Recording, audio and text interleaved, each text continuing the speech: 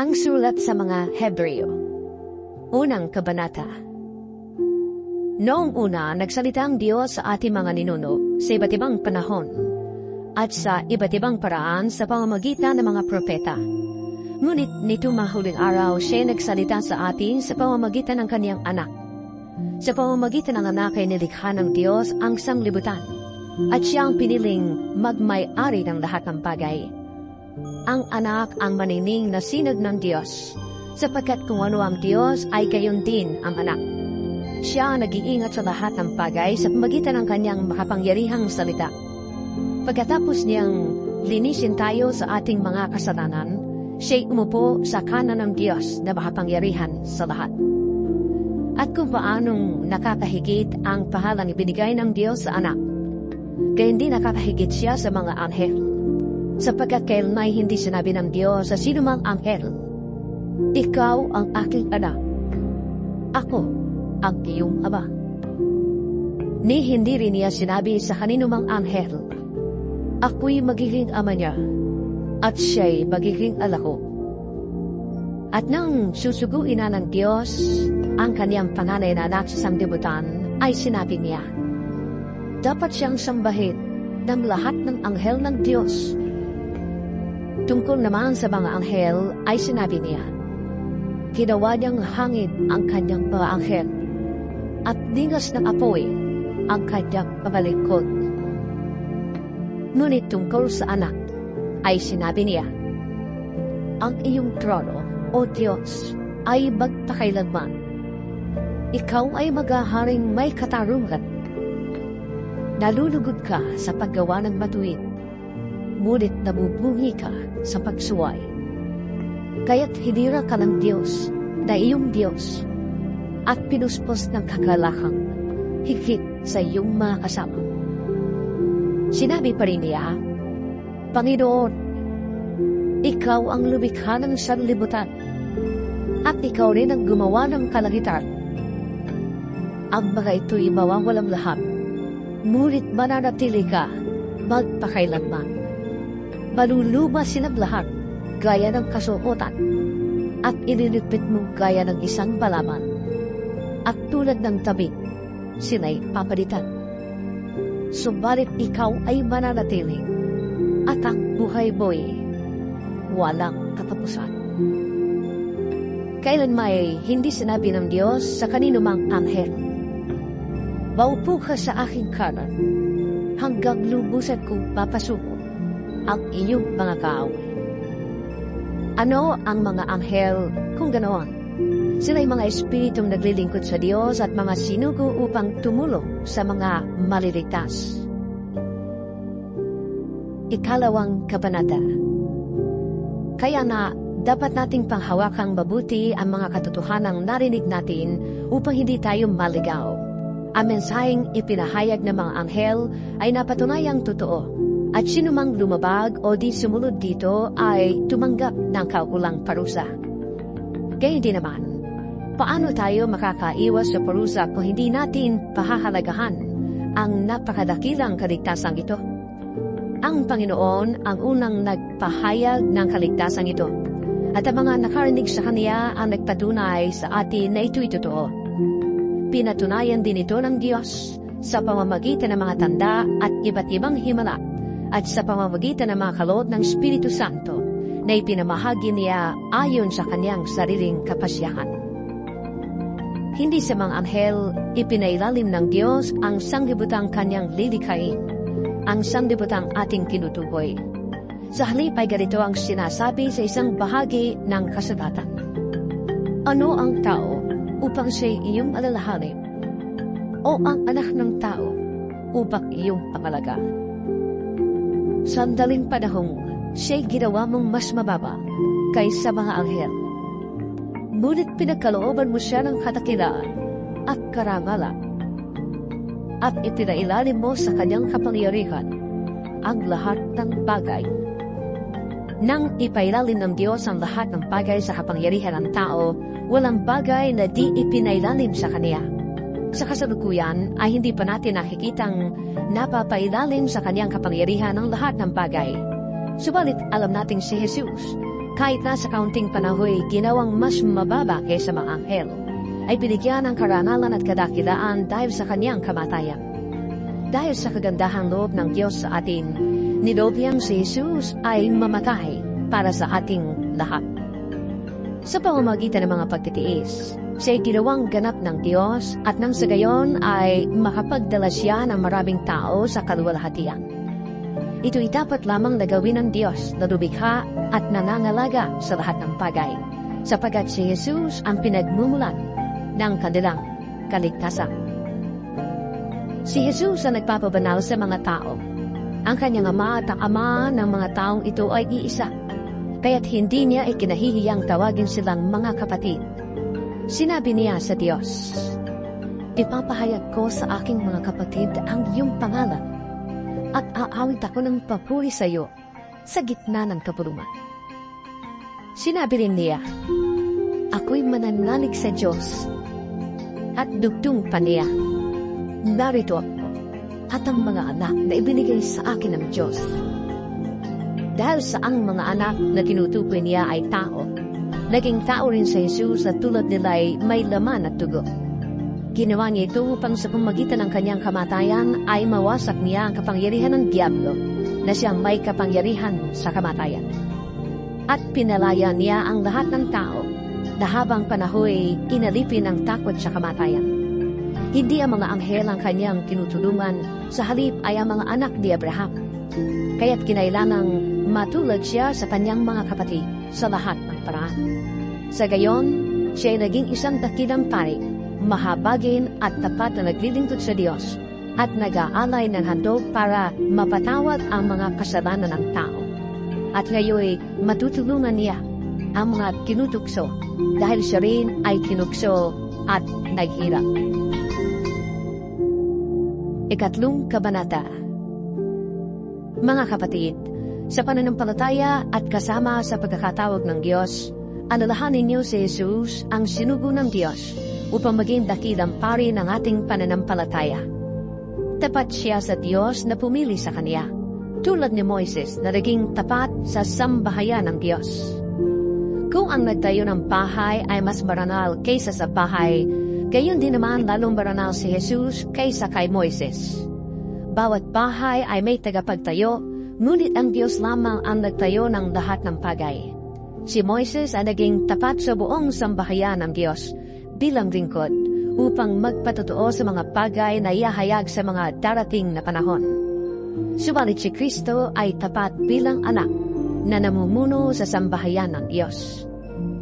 At tayo ang kanyang sambahayan kung matibay ang ating pag-asa at hindi natin ito ikinahihiya. Kaya tulad ng sinabi ng Espiritu Santo, kapag narinig niyo ngayon ang tinig ng Diyos, huwag maging matigas ang inyong puso, tulad noong maghimagsik ang inyong mga ninuno tungod sa ilang. Nang subukin nila ako, do'y tinukso nila ako at sinuko. Gayong nakita nila ang mga ginawa ko sa loob ng 40 taon. Kaya't napukot ako sa kanila at sinabi ko, lagi silang lumalayo sa akin. Ang mga utos ko'y ayaw nilang sundin, kaya't sa galit ko'y aking isinumpa. Hindi sila makakapasok sa lupain aking inihanda upang doon sila makapagpahinga. Mga kapatid, ingatan ninyong huwag sumama ang sinuman sa inyo at mawalan ng pananampalataya hanggang sa talikdan ang Diyos na buhay. Sa halip, magtulungan kayo araw-araw habang may panahon pa upang walang sinumang madaya sa inyo at maging alipin ang kasalanan, sapagkat tayong lahat ay kasama ni Kristo sa gawain, kung nananatili tayong matatag hanggang wakas sa ating pananalig sa Kanya. Ito nga ang sinasabi sa kasulatan.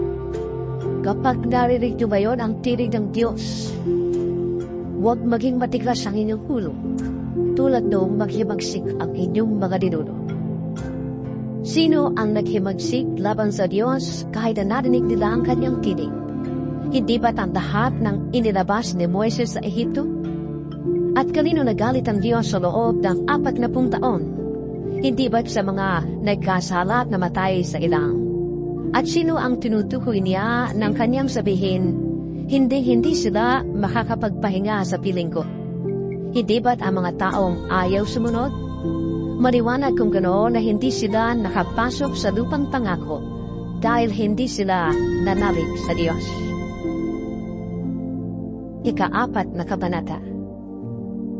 Kaya nga habang nananatili ang pangako ng Diyos, na tayo'y makakapasok at makakapagpahinga sa piling niya, mag-ingat kayo at baka meron sa inyo na hindi makatanggap ng pangakong ito. Sapagkat tulad nila ay napakinggan din natin ang magandang balita, ngunit hindi nila pinakinabangan ang balitang kanilang narinig dahil hindi nila ito tinanggap ng may pananampalataya. Tayo mga sumampalataya ang nakatanggap ng kapahingahang ipinangako. Ito'y ayon sa kanyang sinabi, sa galit ko'y aking isinumpa, hindi sila makapagpapahiga sa piling ko. Sinabi niya ito kahit tapos na niya ang kanyang mga gagawin mula ng likhain ng sanglibutan. Sapagkat sinasabi sa isang bahagi ng kasulatan ang tungkol sa 7 araw at sa 7 araw.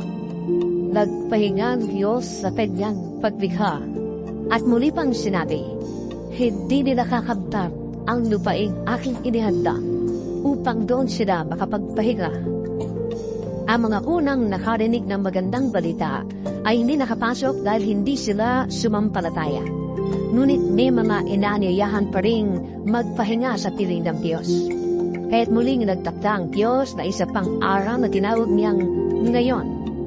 Pagkalipas na mahabang panahon, sinabi sa pamagitan ni David sa kasulatang nabanggit, ngayon, kapag narinig ninyo ang tinig ng Diyos, huwag ninyong patigasin ang inyong puso. Kung ang mga tao noon ay nabigyan ni Josue ng ganap na kapahingahan, hindi na sana ipinangako pa ng Diyos ang tungkol sa isa pang kapahingahan. Kung paano nagpahinga ang Diyos sa 7 araw, meron ding kapahingahang nakalaan sa mga taong nananalig sa Diyos, sapagkat ang sinumang makapasok at makapagpahinga sa piling ng Diyos ay magpapahinga rin sa kanyang paggawa, tulad ng Diyos na nagpahinga sa kanyang paglikha. Kaya't sikapin nating makamtan ang kapahingahang iyon at huwag matigong tulad ng mga hindi sumasampalataya. Ang salita ng Diyos ay buhay at mabisa, mas matalas kaysa alinmang tabak na sa magkabilay may talig. Ito'y tumatagos maging sa kaibuturan ng kaluluwa at espiritu, ng mga kasukasuan at buto, at nakakaalam ng mga iniisip at binabalak ng tao. Walang makakapagtago sa Diyos, ang lahat ay hayag at lantat sa kanyang paningin, at sa kanya tayo mananagot. Kaya nga, magpakatatag tayo sa ating pananampalataya dahil meron tayong dakilang pari na pumasok na sa kalangitan doon sa harap ng Diyos. Siya'y walang iba kundi si Jesus na anak ng Diyos. Ang ating dakilang paring ito ay nakakaunawa sa ating mga kahinaan, sapagkat tulad natin, tinukso siya sa lahat ng paraan ngunit hindi siya nagkasala. Kaya't huwag tayong mag-atubiling lumapit sa trono ng mahabaging Diyos upang makamtan natin ang habag at kalinga sa panahon ng ating pangangailangan. 5 kabanata. Ang bawat pinakapulong pari ay pinili mula sa mga tao at inilagay sa ganoong tungkulin upang maglingkod sa Diyos para sa mga tao. Siya ang nag-aalay ng mga kaloob at mga handog para mapatawad ang mga kasalanan. Nadarama niya ang kahinaan ng mga mangmang at ng mga naliligaw ng landas, sapagkat siya ay mahina ring tulad nila. At dahil sa kanyang kahinaan, kinakailangang siya ay mag-alay ng handog hindi lamang para sa kasalanan ng iba, kundi para sa kanya ring mga kasalanan. Ang karangalan ng pagiging pinakapunong pari ay hindi maaaring makamtan ni numan sa kanyang sariling kagustuhan. Ang Diyos ang pumipili sa kaniya, tulad ng pagkapili kay Aaron. Gayon din naman, hindi itinaas ni Kristo ang kanyang sarili upang maging dakilang pari. Siya'y pinili ng Diyos na nagsabi sa kaniya, ikaw ang aking anak. Ako ang iyong ama. Sinabi rin niya sa ibang bahagi ng kasulatan, ikaw ay pare magpakailanman, ayon sa pagkapare ni Melchizedek. Noong si Jesus ay namumuhay pa rito sa lupa, siya'y nanalangin at lumuluhang nakiusap sa Diyos na makakapagligtas sa kaniya sa kamatayan. At kininig siya ng Diyos dahil lubusan siyang nagpakumbaba. Kahit na siya'y anak ng Diyos, natutuhan niya ang tunay na kahulugan ng pagsunod sa pamamagitan ng pagtitiis. At nang siya'y maging ganap, siya naging walang hanggang tagapagligtas ng lahat ng sumusunod sa kaniyang kalooban. Minarapat ng Diyos na siya'y gawing dakilang pari ayon sa pagkapari ni Melchizedek. Marami pa kaming masasabi tungkol sa bagay dito, ngunit mahirap ipaliwanag sa inyo sapagkat napakabagal ninyong umunawa. Dapat sana'y mga tagapagturo na kayo, subalit hanggang ngayon kailangan pa kayong turuan ng mga panimulang aralin ng salita ng Diyos. Dapat sana'y kumakain na kayo ng matigas na pagkain, ngunit hanggang ngayon, gatas pa lamang ang inyong kaya. Ang nabubuhay sa gatas ay sanggol pa, at wala pang nalalaman tungkol sa tama at mali. Ang matigas na pagkain ay para sa may sapat na gulang, at marunong nang kumilala ng mabutit masama. Ika-6 na kabanata. Kaya't iwanan natin ang mga panimulang aralin tungkol kay Kristo at magpatuloy na tayo sa mga araling para sa may sapat na pag-unawa na. Tigilan na natin ang muling paglalagay ng pundasyon tungkol sa pagtalikod sa mga gawang walang kabuluhan at tungkol sa pananalig sa Diyos. Tungkol sa mga bautismo at pagpapatong ng mga kamay at tungkol sa muling pagkabuhay ng mga patay at sa hatol na walang hanggan. Magpatuloy na tayo, at iyan ang gagawin namin kung loloobin ng Diyos. Sapagkat paano pang magsisisi at manunumbalik ang mga tumalikod sa pananampalataya. Dati, naliwanagan sila, nakalasap ng kaloob ng langit at naging kabilang sa mga tumanggap ng Espiritu Santo. Nakalasap na rin sila ng kabutihan ng salita ng Diyos at nakadama ng kapangyarihan ng Diyos na lubusang mahahayag sa panahong darating. Kapag sila'y tumalikod pagkatapos malasap ang lahat ng ito, hindi na sila maaari pang maakay sa pagsisisi at mapanumbalik sapagkat muli nilang ipinapako sa krus at inilalantad sa kahihiyan ang anak ng Diyos.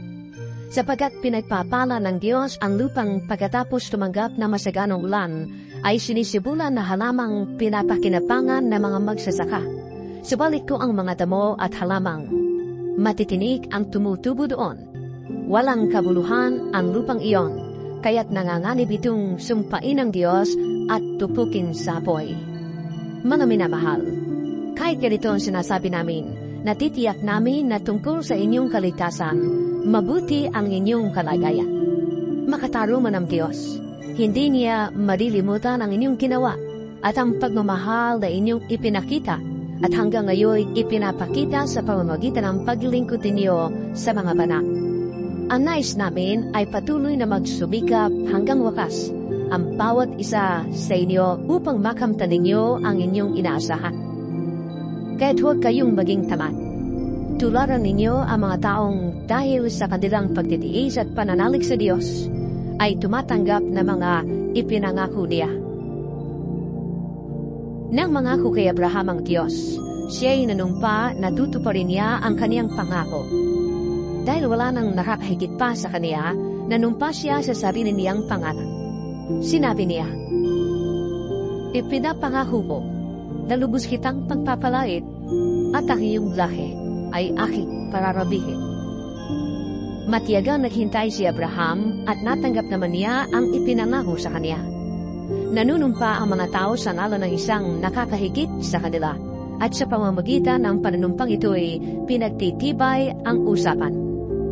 Gayon din naman, pinagtibay ng Diyos ang kanyang pangako sa pamamagitan ng panunumpa upang ipakita sa kanyang mga pinangakuan na hindi mababago ang kanyang layunin. Hindi nababago at hindi man lang nagsisinungaling ang Diyos tungkol sa dalawang bagay na ito, ang kanyang pangako at sumpa. Kaya't tayong nakatagpo ng kanyang kalinga ay panatag ang loob na umaasa sa mga pangako niya. Ang pag-asang ito ang siyang matibay at matatag na angkla ng ating buhay. At ito'y umaabot hanggang sa kabila ng tabi ng templo, hanggang sa dakong kabanal-banalan. Si Jesus ay naunang pumasok doon alang-alang sa atin at naging dakilang pari magpakailanman, ayon sa pagkapari ni Melchizedek. Ikapitong kabanata. Si Melchizedek ay hari ng Salem at pari ng kataas-taasang Diyos. Nang pabalik na si Abraham mula sa pagpuksa sa mga hari, sinalubong siya ni Melchizedek at sinabi sa kaniya, "Pagpalain ka ng Panginoon." Ipinigay ni Abraham kay Melchizedek ay 10 bahagi ng lahat ng nasamsam niya mula sa labanan. Ang unang kahulugan ng pangalang Melchizedek ay hari ng katwiran. At dahil siya ay hari din ng Salem, ibig sabihin siya ay hari ng kapayapaan. Walang nababanggit tungkol sa kanyang ama at ina o sa angkang pinagmulan niya. Hindi rin natala ang kanyang kapanganakan o kamatayan. Tulad ng anak ng Diyos, siya ay pari magpakailanman. Tingnan ninyo kung gaano kadakila si Melchizedek. Ipinag-arop sa kanya ni Abraham na isang patriarka ay 10 bahagi ng nasamsam niya mula sa labanan. Ayon sa kautusan, ang mga pari mula sa angkan ni Levi ay pinigyan ng karapatang kunin ang 10 bahagi ng pag-aari ng mga Israelita na kanilang mga kapatid, kahit ang mga ito ay mula rin sa lahi ni Abraham. Si Melchizedek ay hindi kabilang sa lipi ni Levi, ngunit tumanggap siya ng 10 bahagi mula kay Abraham at pinagpala niya ang taong ito na pinangakuan ng Diyos. Nalalaman ng lahat na ang nagbibigay ng pagpapala ay higit na dakila kaysa pinagpapala. Ang mga Levita na tumatanggap ng 10 bahagi ay may kamatayan, ngunit buhay si Melchizedek ayon sa kasulatan. Kaya't masasabi na rin na maging si Levi na tumatanggap na 10 bahagi ay nagbigay rin ng 10 bahagi sa pamamagitan ni Abraham, sapagkat masasabing si Levi ay nasa katawan pa ng kanyang ninunong si Abraham nang ito'y salubungin ni Melchizedek. Ang kautusan ay binigay ng Diyos sa mga Israelita upang sila'y maging ganap. Kung ang pagiging ganap ay nakamtan sa pamamagitan ng mga paring mula sa angkan ni Levi, hindi na sana kinailangan pa ang ibang pari ayon sa pagkapari ni Melchizedek na iba sa pagkapari ni Aaron. Kapag binago ang pagkapari, kailangan ding baguhin ang kautusan. Ang ating Panginoon ang paring tinutukoy dito. Kabilang siya sa ibang angkan at wala isa man sa angkan niya ang naglingkod bilang pari. Alam ng lahat na siya'y mula sa angkan ni Juda at hindi binanggit ni Moises ang angkang ito nang sabihin niya ang tungkol sa mga pari.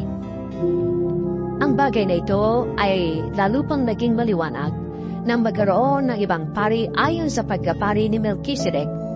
Naging pari siya dahil sa kapangyarihan ng buhay na kailanmay di matatapos at hindi dahil sa lahing pinagmulan ayon sa hinihingi ng kautusan, sapagkat ito ang sinasabi ng kasulatan tungkol sa kaniya. Ikaw ay pari magpakailanman ayon sa pagkapari ni Melchizedek.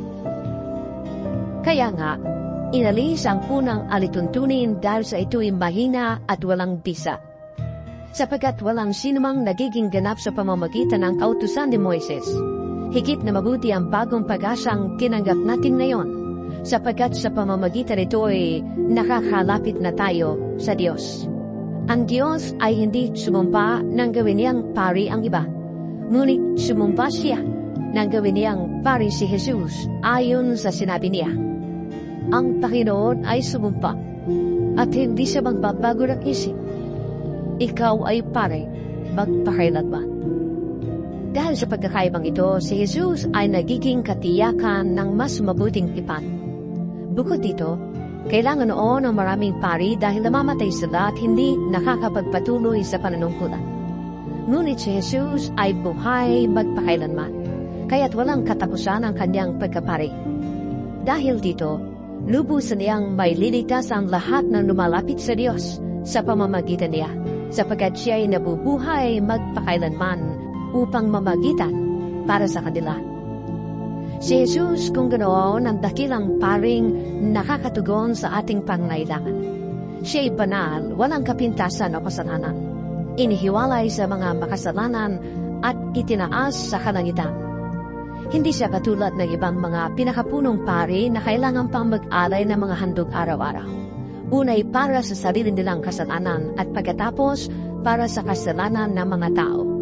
Minsan naman naghandog si Jesus at ito'y magpakailanman nang ihandog niya ang kaniyang sarili.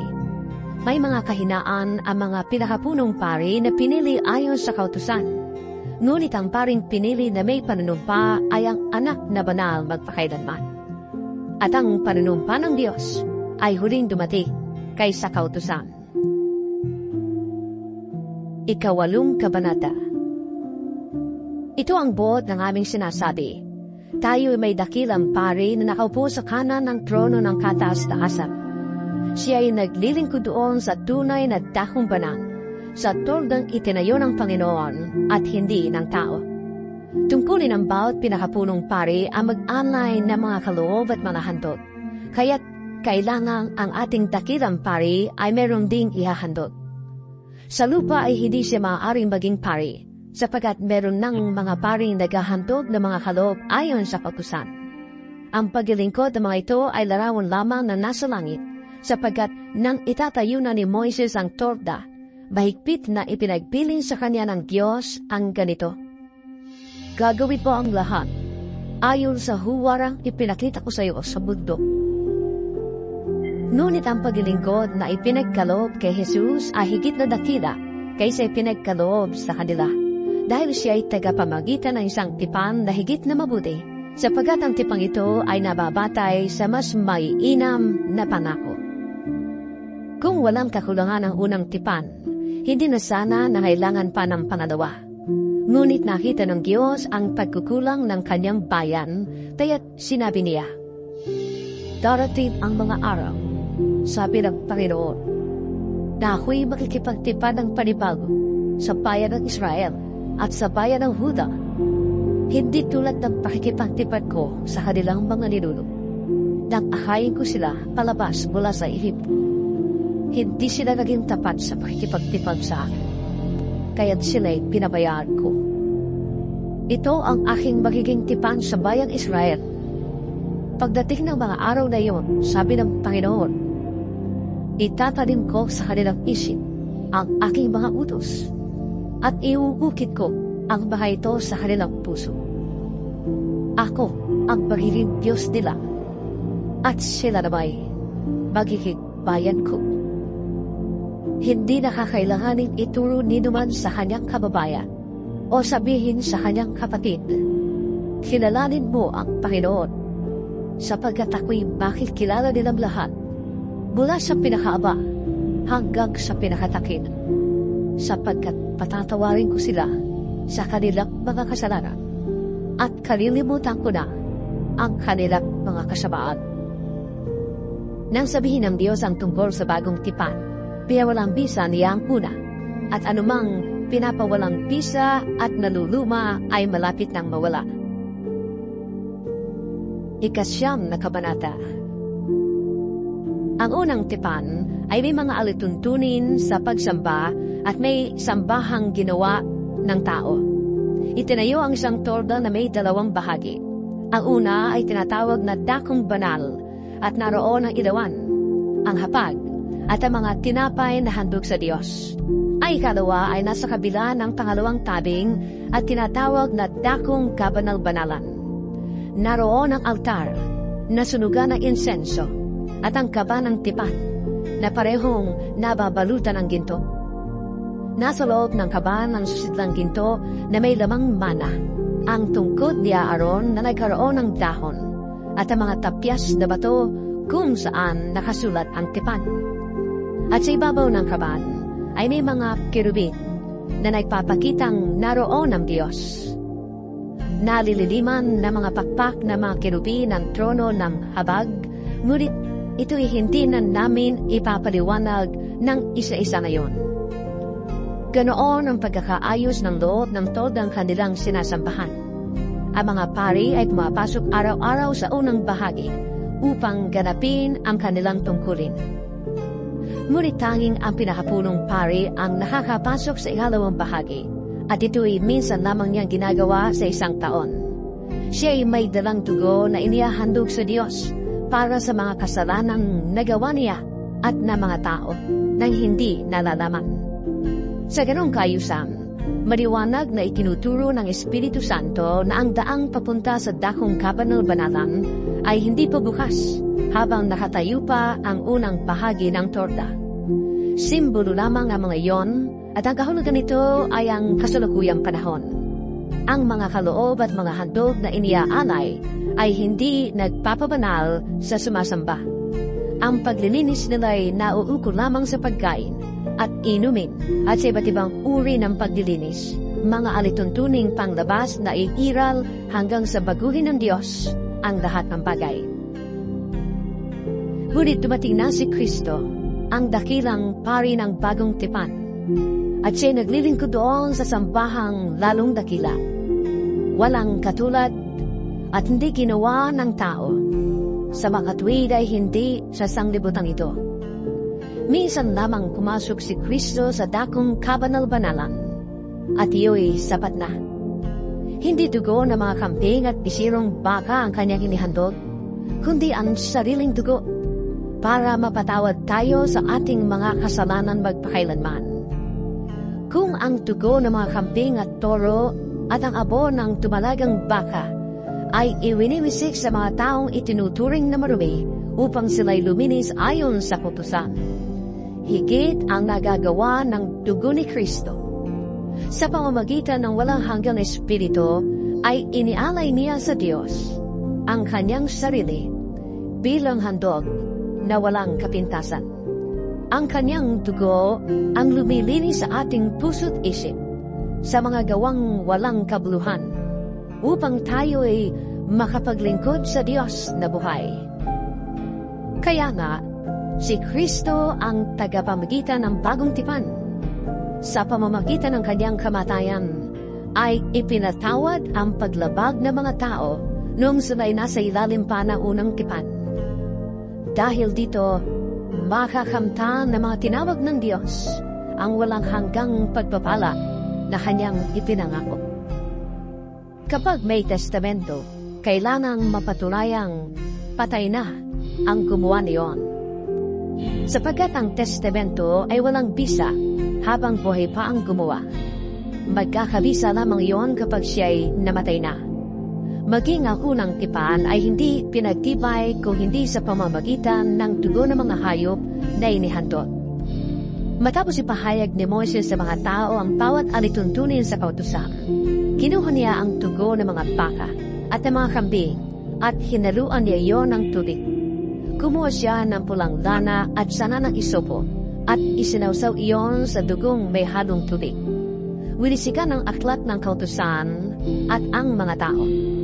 Kasabay nito ay kanyang sinabi, ito ang dugong nagpapatibay sa tipang ibinigay ng Diyos at ipinapatupad sa inyo. Winisikan din niya ng dugo ang torta at ang mga kagamitan sa pagsamba. Ayon sa kautusan, halos lahat ng bagay ay nililinis sa pamamagitan ng dugo at walang kapatawaran ng kasalanan kung hindi sa pamamagitan ng pagdanak ng dugo. Ang mga bagay sa sambahang iyon ay larawan lamang ng mga nasa langit at kinakailangang linisin sa pamamagitan ng mga handog. Ngunit higit na mabubuting handog ang kinakailangan sa paglilinis ng mga bagay sa sambahang nasa langit, sapagkat si Kristo ay hindi pumasok sa isang dakong banal na ginawa ng tao at larawan lamang ng tunay. Sa langit mismo siya pumasok at ngayon nasa harap na siya ng Diyos at namamagitan para sa atin. Ang pinakapulong pari ng mga Hudyo ay pumapasok sa dakong banal taon-taon na may dalang dugo ng mga hayop. Ngunit si Kristo ay minsan lamang pumasok upang ihandog ang kanyang sarili. Kung di gayon, kailangan sanang siya'y paulit-ulit na mamamatay mula pa ng likhain ng sanglibutan. Subalit minsan lamang siyang nagpakita na yung magtatapos na ang panahon upang pawiin ang kasalanan sa pamamagitan ng handog na kanyang inialay. Itinagda sa mga tao na sila'y minsang mamamatay at pagkatapos ay ang paghuhukom. Gayon din naman, Si Kristo'y misa inihandog upang pawiin ang mga kasalanan ng mga tao. Siya'y muling darating, hindi upang ihandog na muli dahil sa kasalanan, kundi upang iligtas ang mga naghihintay sa Kaniya. Ikasampung kabanata.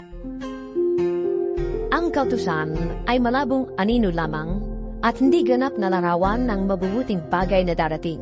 Hindi ito nagpapabanaw sa mga lumalapit sa Diyos sa pamamagitan ng mga handog na iniaalay taon-taon. Kung napatawad na nga ang mga lumalapit sa Diyos sa pamamagitan ng ganoong mga handog, wala na sana silang dapat alalahanin at hindi na sila kailangang mag-alay pang muli. Ngunit ang mga alay na ito ang nagpapagunita sa mga tao ng kanilang mga kasalanan taon-taon, sapagkat ang dugo ng mga toro at mga kambing ay hindi makakapawi ng mga kasalanan. Dahil diyan, nang si Kristo'y manaog sa daigdig, sinabi niya sa Diyos, ang mga alay at handog na hayop ay hindi mo ninais. Kaya kinihanda mo aking katawan upang maging handog. Hindi mo kinalugdan ang mga handog na sinusulog at ang mga handog upang pawiin ang kasalanan. Kaya't sinabi ko, narito ako, O Diyos, upang sundin ang iyong kalooban, ayon sa sinasabi ng kasulatan tungkol sa akin. Sinabi mo na niya, hindi mo ninais o kinalugdan ang mga alay at handog na hayop, mga handog na susunugin, at mga handog dahil sa kasalanan. Kahit ito'y inihahandog ayon sa kautusan, sa kanya itinugtong, ako'y pumarito upang sundin ang iyong kalooban. Sa ganitong paraan, inalis nga ng Diyos ang kunang handog at pinalitan ang handog ni Kristo. At dahil sinunod niya ang kalooban ng Diyos, nilinis tayo ni Jesucristo sa ating mga kasalanan sa pamamagitan ng minsanang paghahandog ng kanyang sarili. Bawat pari ay naglilingkod araw-araw at naghahandog ng ganon ding mga handog. Subalit, hindi naman nakakapawi ng kasalanan ang mga handog na iyon. Ngunit si Kristo ay minsan naman naghandog para sa mga kasalanan at pagkatapos ay umupo sa kanan ng Diyos.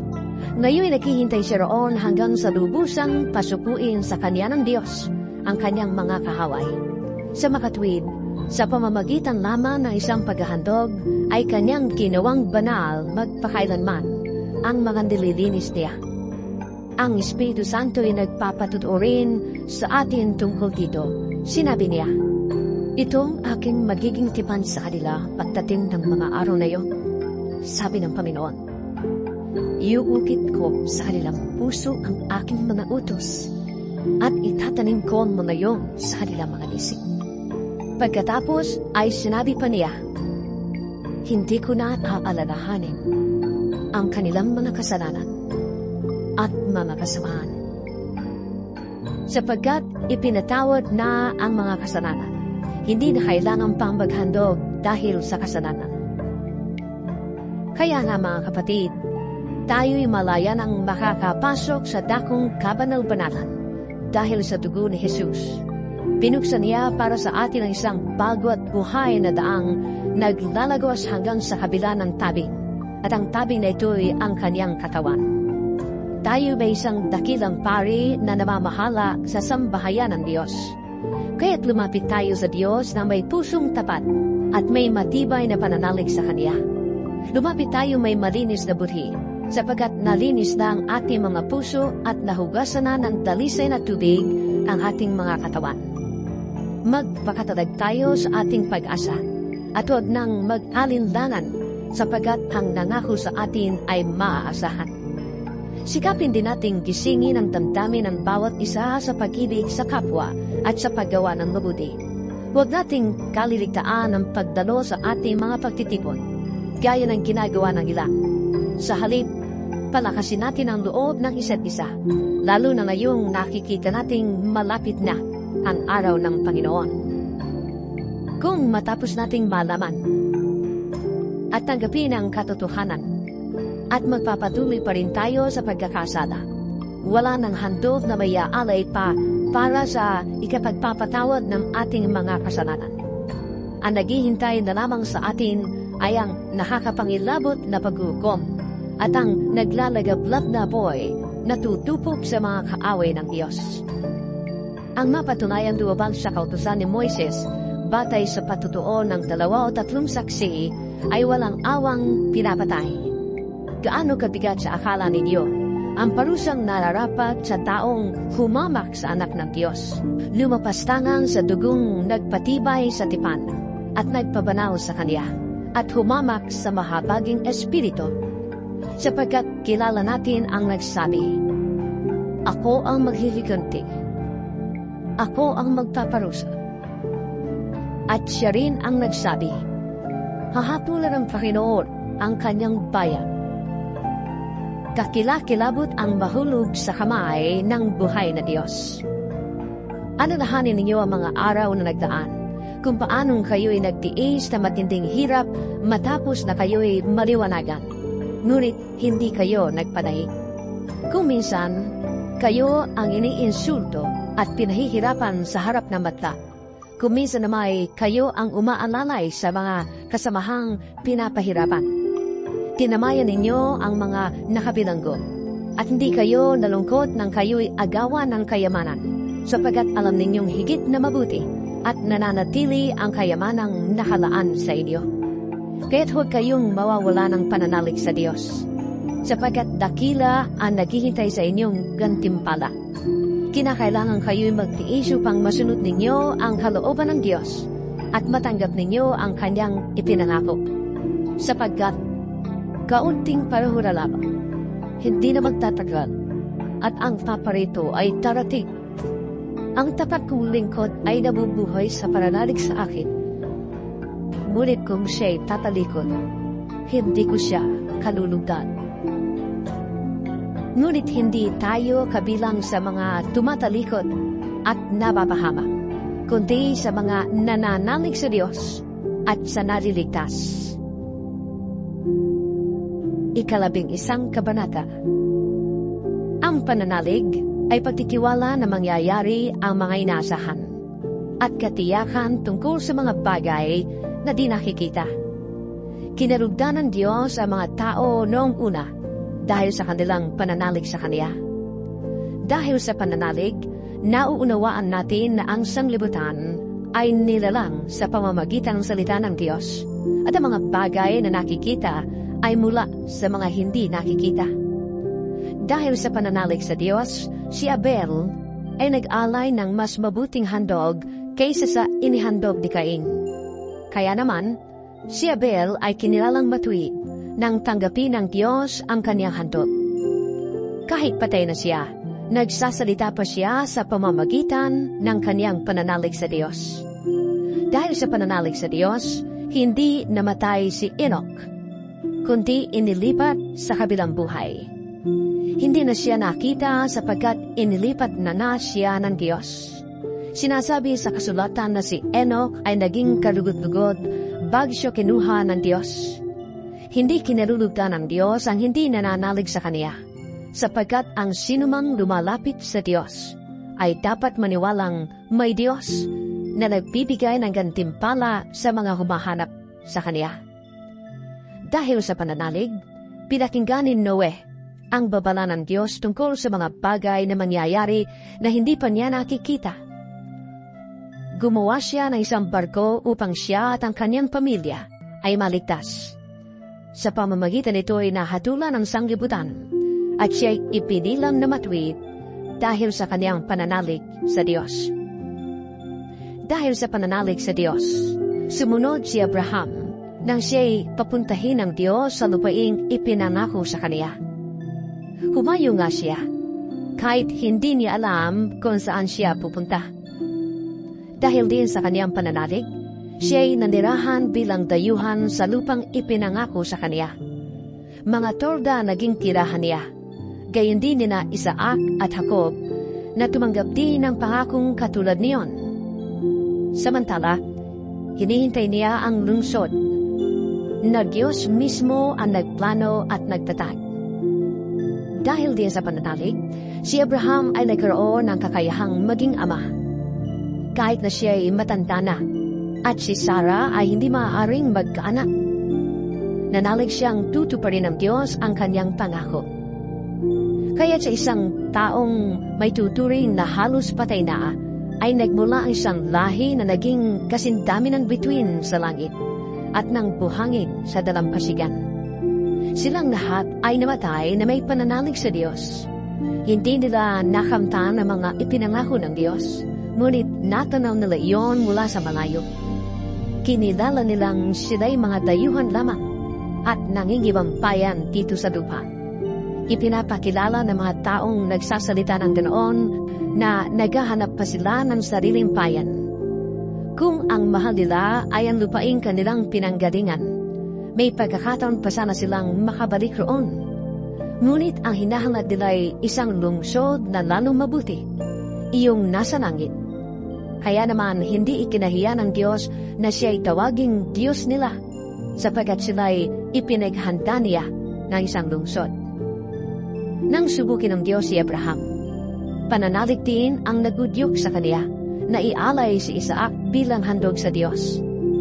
Handa niyang ihandog ang kaisa-isa niyang anak, gayong ipinangako sa kaniya ng Diyos na kay Isaac magmumula ang magiging lahi niya. Naniwala siya na kaya ng Diyos na bumuhay ng patay, kaya't sa patalinghagang pangungusap, nabalik nga sa kanya si Isaac mula sa mga patay.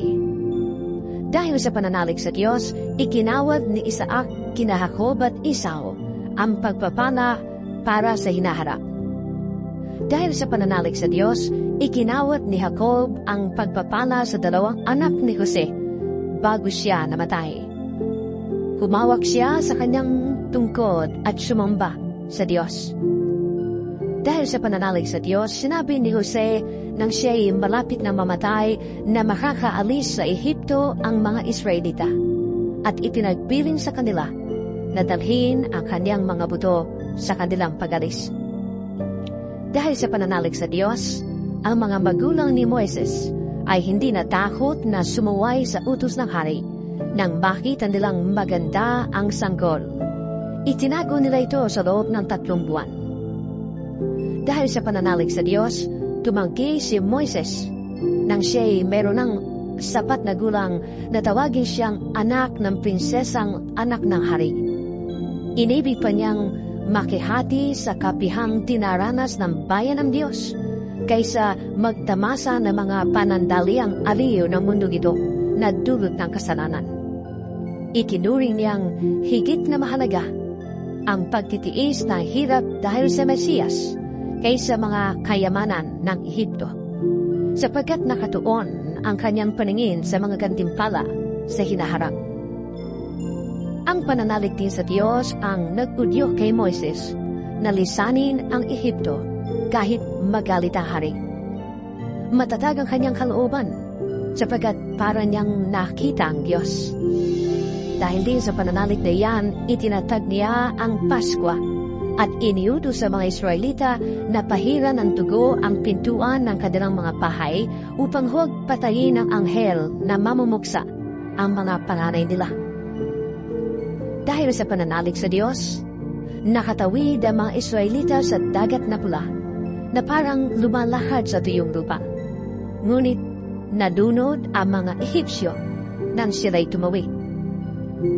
Dahil sa pananalig ng mga Israelita sa Diyos, gumuho ang pader ng Jericho matapos nilang ligirin ito ng 7 araw. Dahil sa pananalig sa Diyos, si Rahab, ang babaeng may maruming pamumuhay, ay hindi napahamak na kasama ng mga ayaw pasakop sa Diyos, sapagkat malugod niyang pinatuloy ang mga espiyang Israelita. Magpapatuloy ko ba ako? Kulang ang panahon para maisalaysay ko ang tungkol kina Gideon, Barak, Samson, Jephthah, David, Samuel, at mga propeta. Dahil sa pananalig nila sa Diyos, nagwagi sila laban sa mga kaharian, namuhay sila ng matuwid, at nagkamit ng mga ipinangako ng Diyos. Napaamo nila ang mga leon. Napatay ang naglalagablab na apoy at nahaligtas sila sa tabak. Sila'y mahihina, ngunit binigyan ng lakas upang maging magiting sa digmaan. Kaya't natalo ang hukbo ng mga dayuhan. Dahil sa pananalig sa Diyos, ipinalik sa ilang mga babae ang kanilang mga patay matapos buhayin muli. May mga tumangging sila'y palayain sapagkat pinili nila ang mamatay sa pahirap upang sila'y muling buhayin at magtamo ng mas mabuting buhay. Meron namang hinabak at hinagupit at meron ding ipinalanggong nakatanikala. Ang iba naman ay pinagbabato, nilagari ng pahati at pinatay sa tabak. Ang iba'y nagdamit ng balat ng tupa at kambing.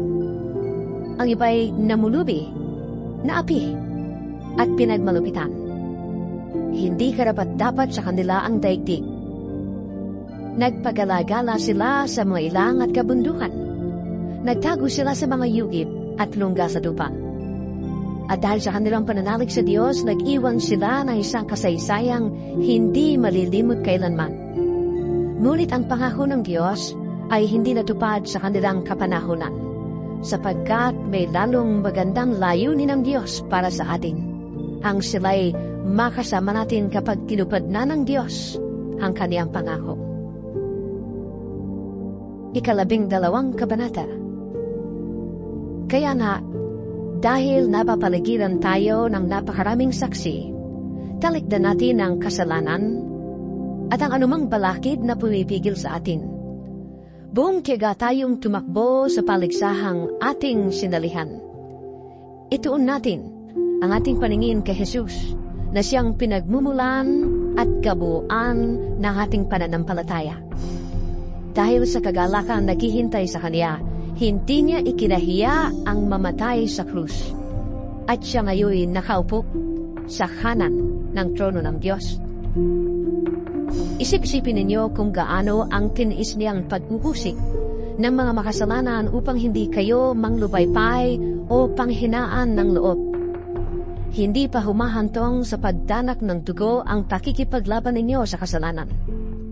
Nalimutan na ba ninyo ang panawagan ng Diyos sa inyo bilang mga anak niya?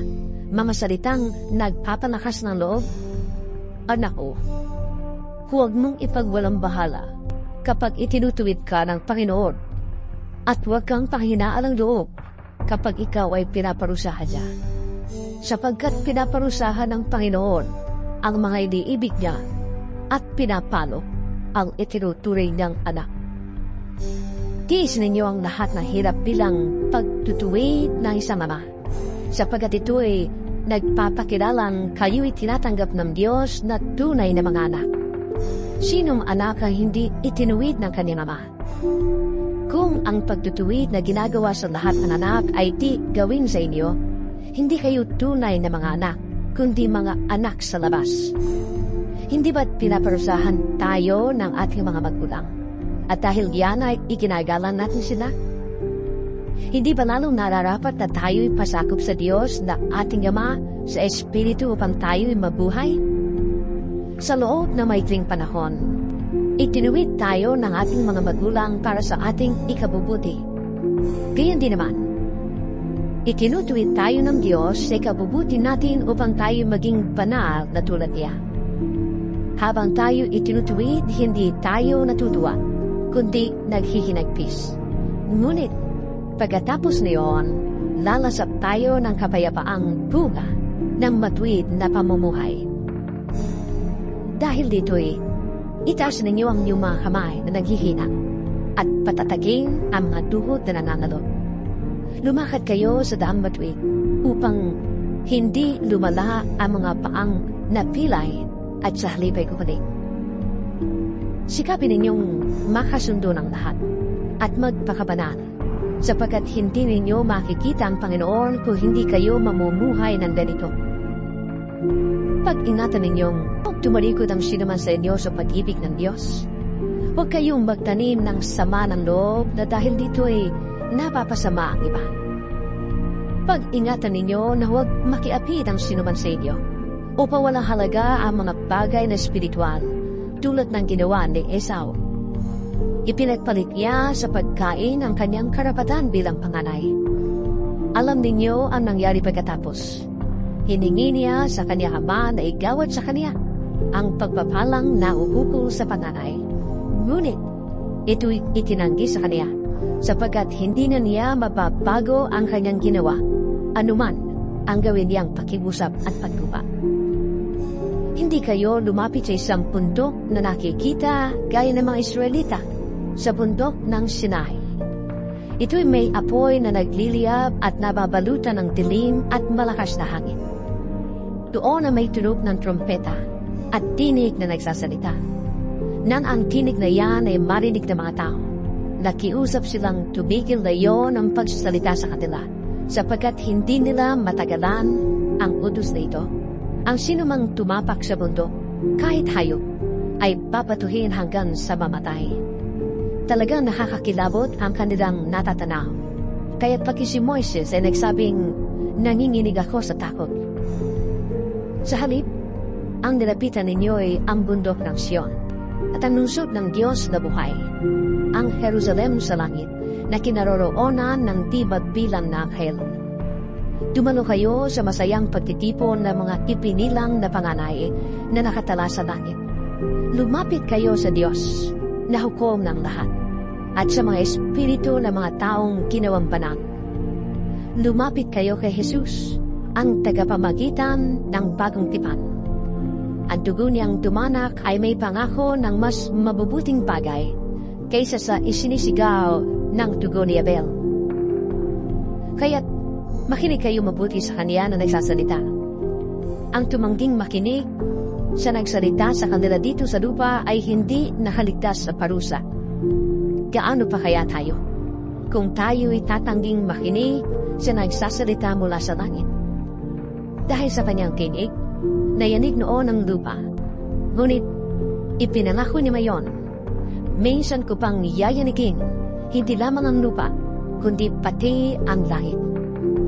Ang mga salitang minsan pa ay maliwanag na nagsasabing aalisin ang mga nilikhang nayayanig upang manatili ang mga bagay na di nayayanig. Kaya magpasalamat tayo sa Diyos sapagkat tumanggap tayo ng isang kahariang hindi mayayanig. Sambahin natin ang Diyos sa paraang kalugod-lugod sa Kanya, nang may paggalang at pagkatakot. Sapagkat tunay nga na ang ating Diyos ay parang apoy na nakakatupok. 13 kabanata. Magpatuloy kayo magmahalan bilang magkakapatid kay Kristo. Palaging maging bukas ang inyong pinto sa mga tagaibang bayan. May ilang dahil dito ay nagpatuloy pala ng mga anghel nang hindi nila nalalaman. Alalahanin niyo ang mga nakabilanggo na parang kayo'y nakabilanggo rin kasama nila. Damayan din ninyo ang mga pinagmamalupitan na parang kayo'y dumaranas din ng ganoon. Dapat igalang ng lahat ang pagsasama ng mag-asawa at maging tapat ang mga ito sa isa't isa, sapagkat hahatulan ng Diyos ang mga nakikiapi at nananalo niya. Huwag kayong magbukhang salapi at masiyahan na kayo sa anumang nasa inyo, sapagkat sinabi ng Diyos, hindi kita iiwan ni pababayaan man.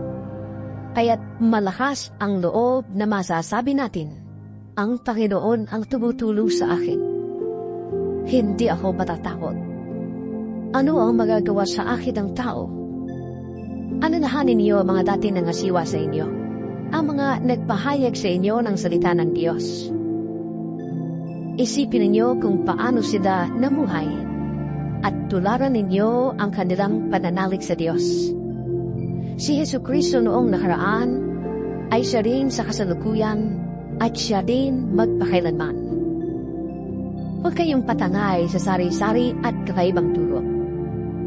Mas mabuti para sa atin ang mapanatag ang ating kalooban sa pamamagitan ng kagandahang loob ng Diyos kaysa sa pamamagitan ng pagsunod sa mga utos tungkol sa pagkain. Ang mga sumusunod sa mga utos na iyan ay wala namang natamong pakinabang. Tayo may isang dampana, at ang mga paring naglilingkod sa tabernakulo ay hindi maaaring kumain ng handog sa dampana ito. Ang dugo ng mga hayop ay dinadala ng pinakapunong pari sa dakong kabanal-banalan upang ialay bilang handog dahil sa kasalanan. Ngunit ang katawan ng mga hayop ay sinusunog sa labas ng bayan. Gayon din naman, namatay si Jesus sa labas ng bayan upang linisin niya ang tao sa kanilang kasalanan sa pamamagitan ng kanyang dugo. Kaya't pumunta tayo sa kanya sa labas ng bayan at magtisdi ng kahirapang kanyang kiniis. Sapagkat hindi rito sa lupa ang tunay na bayan natin, at ang hinahanap natin ang bayang darating. Kaya't lagi tayong mag-alay ng papuri bilang handog sa Diyos sa pamamagitan ni Jesus, papuring nagpapahayag ng ating pagkilala sa kanyang pangalan. At huwag nating kaligtaan ang paggawa ng mabuti at ang pagtulong sa kapwa, sapagkat iyan ang alay na kinarulugdan ng Diyos.